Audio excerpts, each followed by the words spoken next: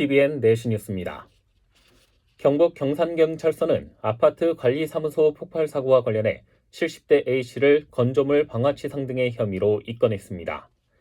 A씨는 오늘 오전 8시 20분쯤 경산 사동의 한 아파트 관리사무소에 인화물질을 이용해 불을 지른 혐의를 받고 있습니다. 경찰은 오전 현장 감식에서 페인트통과 라이터, 관리사무소 운영에 항의하는 내용이 적힌 종이 등을 확보했다고 전했습니다.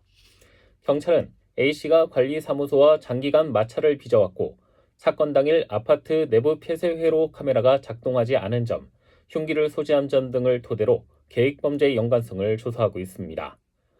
이번 사건으로 A씨를 포함한 8명이 다친 가운데 경찰은 A씨의 치료를 마치는 대로 정확한 범행 경위를 조사할 예정입니다.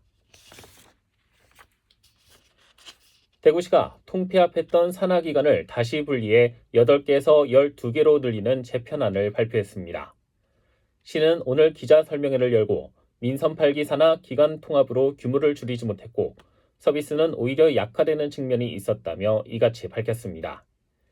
대구문화예술진흥원은 가칭 문화재단으로 이름을 바꾸고 진흥원에 포함되어 있던 오페라 하우스와 콘서트 하우스는 통합해 공연 전문 재단을 출범합니다. 또 관광 업무는 가칭 관광재단으로 분리되고 대구미술관은 시사업소 체제로 전환됩니다. 대구행복진흥사회서비스원은 사회서비스원으로 개편하고 청소년과 여성가족 정책을 위한 여성가족 청소년재단과 평생교육진흥원을 독립재단으로 신설합니다. 한국공항공사는 하계 휴가철을 맞아 오는 25일부터 다음 달 10일까지 17일간 전국 13개 공항에 대해 특별 교통대책을 시행합니다.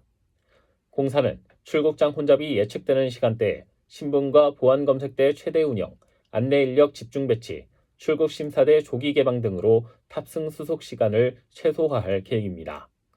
또 하계 휴가철 기간 동안 임시주차장을 확보해 교통 혼잡을 최소화할 계획입니다. 2017년 11월 발생한 경북 포항 지진과 관련해 지열발전 사업 관계자들의 형사 책임을 인정하기 어렵다는 법원의 첫 판단이 나왔습니다. 대구지방법원 포항지원은 업무상 과실치사 등의 혐의로 기소된 포항 지열발전 컨소시엄 관계자 2명과 정부 출연 연구기관 2명, 컨소시엄 참여대학 산학협력단의 연구 책임자 등 5명에게 모두 무죄를 선고했습니다.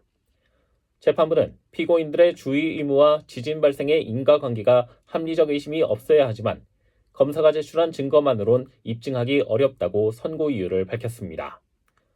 2017년 11월 포항에서 발생한 규모 5.4의 지진은 지진 관측 이래 두 번째로 큰 규모로 다수의 인명피해와 재산피해를 낳은 바 있습니다. 대구의 한 연구소 공사 현장에서 60대 노동자가 숨져 노동당국이 조사에 착수했습니다.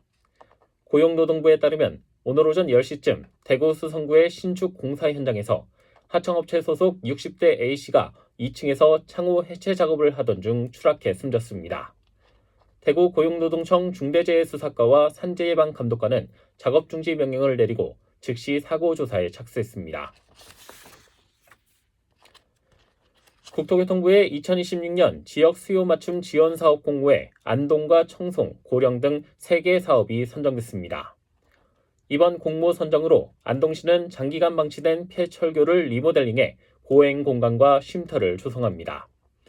청송군은 진보면 신촌리 일대에 로컬 자원을 연계한 체류형 관광 거점을 조성하고 고령군 대가야부에는 이색 숙박시설과 워케이션 공간을 갖춘 어울림센터가 조성됩니다. 안동시는 지난 18일부터 19일까지 발생한 집중호우로 많은 수해 폐기물이 발생함에 따라 피해 지역의 조속한 복구와 주민 불편 최소화를 위해 수거 처리에 행정력을 집중합니다. 시는 수해 폐기물을 신속하고 효율적으로 처리하기 위해 피해 지역 읍면동 행정복지센터와 협조체계를 구축했습니다. 날씨입니다. 오늘 오전 10시를 기해 폭염특보가 추가 확대되면서 대구 경북엔 봉화산지를 제외한 모든 지역에 폭염특보가 내려졌습니다. 내일은 오후부터 대구와 경북 내륙, 북동산지를 중심으로 5에서 40mm의 소나기가 내리겠습니다. 내일은 가끔 구름 많은 가운데 아침 최저기온은 22도에서 25도 분포를 보이겠습니다. 신건입니다. 내시 뉴스를 마칩니다. TVN